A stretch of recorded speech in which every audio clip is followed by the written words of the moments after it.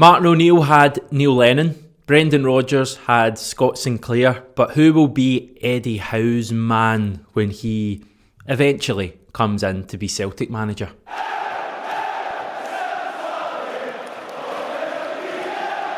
It does seem like it could be next week until Howe is announced as the next Celtic manager. I know it's a bit of a pain to have to wait that bit longer, but I just urge you all, have a little patience. This is all going to work out. We're going to get the man that the vast majority of us want to see managing our club, and it is in the offing.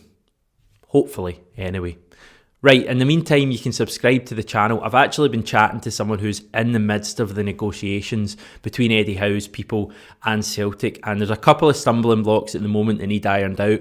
One of them is to do with you subscribing to this channel. I don't know if there's any truth in it, but apparently if you subscribe right now, we can tick that one off and Eddie Howe will become closer to being a Celtic manager. That's an absolutely terrible attempt from me, but we really would appreciate you subbing to the channel. Now, who will Eddie Howe look to bring into the club when he is eventually named as Neil Lennon's successor? Well, I've compiled a list of 7 players here, some of them realistic, some unrealistic, one in particular I can't really stand the sight of, so let's see how this goes.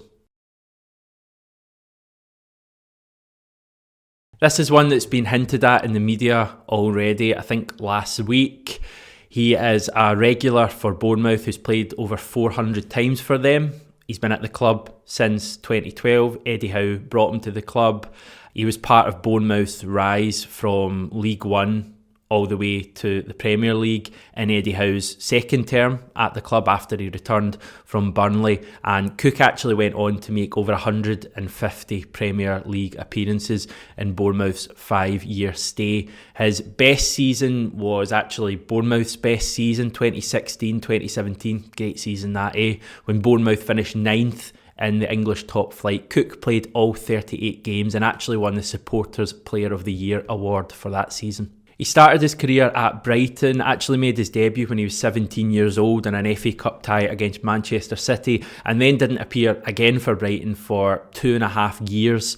He's credited his rise in football down to determination and not getting too low after real setbacks, but he's gone on to be a complete hero for Bournemouth in the last 8 years or so. I've watched some clips of him playing, and he's quite commanding in the air. He's only 6'1", which is not huge for a centre-back nowadays, but he does win a lot of headers. He's good with the ball at his feet, or perhaps competent is a better word. He will always look to try and find a pass rather than just hoofing it long, which is important to the way Eddie Howe's sides play. But I wouldn't want him trying too many long searching passes, because that's clearly not where his qualities lie. On the turn, he's not fast. I wouldn't say he's slow either. He's certainly quicker than Shane Duffy or Chris Julian.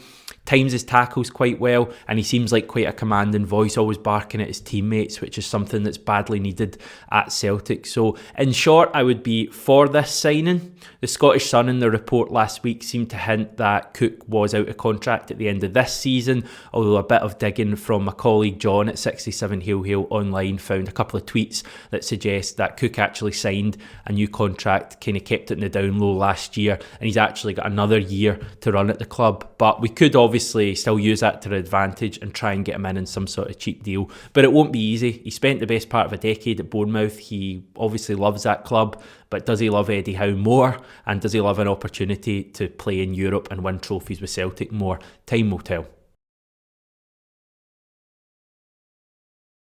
Okay, this is quite an ambitious one, and it probably relies on a number of things. The first thing would be Newcastle getting relegated from the Premier League this season, which, let's face it, is certainly a possibility. Even at that stage, it would rely on Ryan Fraser wanting to leave Newcastle, where he'll undoubtedly be on a good wage packet, or even another Premier League team not taking a punt on him, which again seems like a bit of a long shot. He's contracted at St James's Park until 2025, so even at that stage we'd be looking at probably a pretty big fee to tempt him north of the border. He's kind of in his prime now, so would he even be looking at that opportunity to come back north where he started his career with Aberdeen? And even with all of that thrown into the equation, there's even a question of whether Eddie Howe would want to sign him, because he did contribute a lot in Eddie Howe's Bournemouth side, but reading between the lines, I don't think the pair exactly see eye to eye anymore. The reason for that is what happened last season after the COVID outbreak. Remember, in England, the season was extended into July and August. A lot of players were out of contract in May or June and had to sign short contract extensions to mean they could play the rest of that campaign in the summer months. Ryan Fraser was out of contract and had already lined up his move to Newcastle, so he actually decided not to play for Bournemouth, not to sign that extra contract. Eddie Howe clearly didn't like that idea. He wanted players who were committed to the cause, and he ended up saying that Ryan Fraser wouldn't be playing for Bournemouth in the final 9 games of the season. Probably not too much love lost. Eddie Howe probably felt that he was owed a bit more loyalty from Ryan Fraser, given that he'd effectively turned Ryan Fraser into the player we see today for Scotland and in the Premier League. But equally, it's easy to see Ryan Fraser's side of the argument as well, that if he'd picked up an injury in one of those late games, scuppered his move to Newcastle, then he would probably have been playing in the Championship, or even worse, still been injured. So easy to see both sides. That probably means that it's not going to be a goer for a move to Celtic, along with all the other reasons that I've just listed. Don't really know why I included it. I guess I just wanted to tell you that story. Another one that's been mooted in the press just last night actually is Josh King. He's another player who played his best football under Eddie Howe at Bournemouth, and the reports from the Scottish Sun suggested that Howe wanted to bring him into Celtic as a replacement for Odsonne Edouard, who obviously seems to be heading for the exit door this summer. Now, recently, the record of King doesn't look great, but I'm going to expand on that in a wee minute. If we go back the 5 seasons prior to that, when he was playing in the Premier League, he actually scored 48 goals in 161 games in the English top flight, which a record of around 1 in 3 goals may not seem amazing for a striker, but when you consider he was playing for Bournemouth in the Premier League, it's not bad. That 2016-2017 season that I spoke about earlier saw King score 16 goals as Bournemouth finished 9th in the Premier League. There's actually a video on YouTube that Bournemouth posted of all of his goals in the Premier League for that club, and they probably come from a combined range of about 40 yards. They're all from, you know, right in next to the goal. He's a complete poacher. He loves peeling off to the back post from a corner and getting a tap in at the back post. About 10 of the goals in that list were exactly like that. He loves scoring a penalty. He loves a tap in at the back post. Quite simply, I think he would score a lot of goals at Celtic. He's not playing for Bournemouth at the moment. He's actually signed for Everton on a short-term deal in the last day of the January transfer window, actually the 1st of February. He's reportedly on 45 grand a week at Goodison Park, so he would have to take a wage cut to come to Celtic. But I definitely see similarities here between the Rodgers and Sinclair partnership and the possibility of Howe and King meeting up again. Could Howe get the best out of King the way Rodgers did with Sinclair? I certainly think it's one to watch.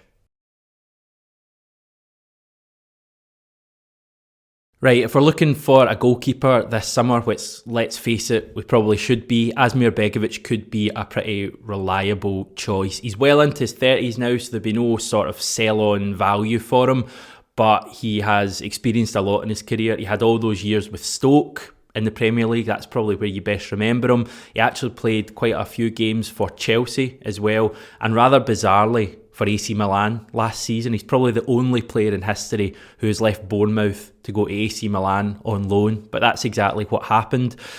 But he's been at Bournemouth this season. He's been a virtual ever-present for them. He's an assured goalkeeper with a lot of experience who certainly wouldn't be daunted by playing for Celtic and wouldn't be daunted by playing in the Champions League.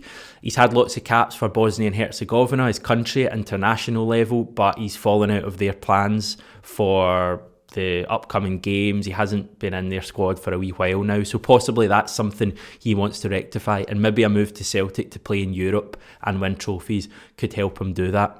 Howe also had current Sheffield United and England under-21 goalkeeper Aaron Ramsdale at Bournemouth not so long ago, as well as a Polish goalkeeper called Artur Boric, I think his name was. I don't think either of those players are realistic to move to Celtic for obvious reasons, so I've gone for Begovic. Another player currently playing for Bournemouth who has had bigger clubs in the past, no disrespect intended, is Jack Wilshere. He's 29 years old now, which is remarkable. Jack Wilshere has been around for my entire lifetime, and yet he's still not even in his 30s yet. He's had a pretty tough decade, to be honest. He's never really found any sort of consistent performance over that time. He's had lots of injuries, although the injuries seem to have subsided this season. He's played a bit part role at Bournemouth. A wee browse on the internet seems to suggest that their fans think he should be playing more for them, but Jonathan Woodgate hasn't really given him too many opportunities. I don't know if that's good news or bad news for a move to Celtic, or a potential move to Celtic, but he did have a good relationship with Eddie Howe, who he signed for Bournemouth a couple of years ago and actually played a fair few games for them, I think while he was still on loan from Arsenal.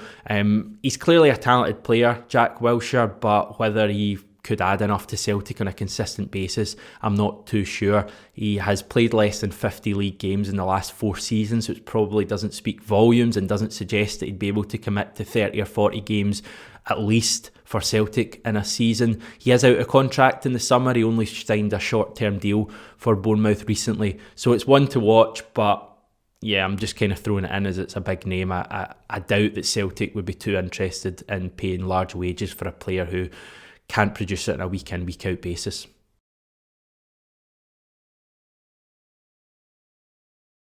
Nah, you know what? Forget it. He's just another Chris Commons for me. I know he played with Eddie Howe in the past and had some good seasons. I believe he's at Newcastle now, but I could not stand watching Matt Ritchie playing for Scotland. Don't know why I've included him here. I guess he's making up the numbers. Another controversial figure, Lyle Taylor, is probably not likely to be on too many of your lists. He's only just made it onto mine. When he's not slagging off Black Lives Matter as a Marxist movement or refusing to play for a club paying his wages, he's scoring goals for Nottingham Forest. And when I say goals, I mean 4 this season, which is not a grand total, I admit. He did have a couple of really good seasons at Charlton Athletic prior to that, and was actually linked with Celtic last summer when Neil Lennon was the manager. Cue the angry responses from Celtic fans on Twitter. There we go. He has actually played for Eddie Howe in the past at Bournemouth a long time ago when he was very young. He's also played for the club with the second richest history in Glasgow behind Celtic, Partick Thistle. It's a no for me, but as I say, I had to make up the numbers here. Lyle Taylor, not for me, but maybe we'll see speculation. I don't know.